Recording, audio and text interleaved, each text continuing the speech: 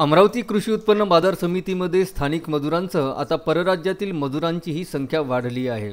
या समितीत कामाला असलेल्या परराज्यातील कामगारांना आपल्या नातेवाईकांनाही येथे कामाला लावले।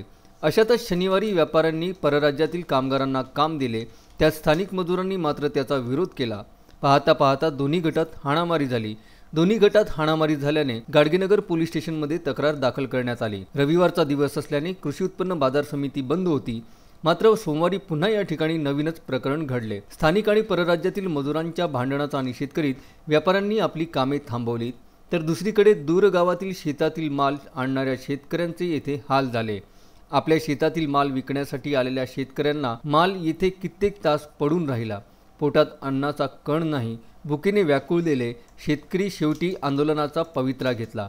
समिती पदाधिकाऱ्यांनी व्यापारी आणि शेतकरी यांच्यात बैठक घेतली, मात्र 3 ते 4 तास होऊन सुद्धा काही निर्णय लागला नव्हता। तो रेंगाळत चाललेला आहे। एपीएमसीने काहीही अलाउन्स न करता सरळ एपीएमसीवर धडकलेले आहेत व्यापारी बंधूंची काही चूक नाही, पण त्यांचा व्यापारी बंधूंना जो तोडगा काढायचा तो लवकरात लवकर एपीएमसीने तोडगा काढून त्याला संलग्न करून लवकरात लवकर निर्णय द्यावा हीच विनंती। प्रदीप इंगोले, विदर्भ न्यूज, अमरावती।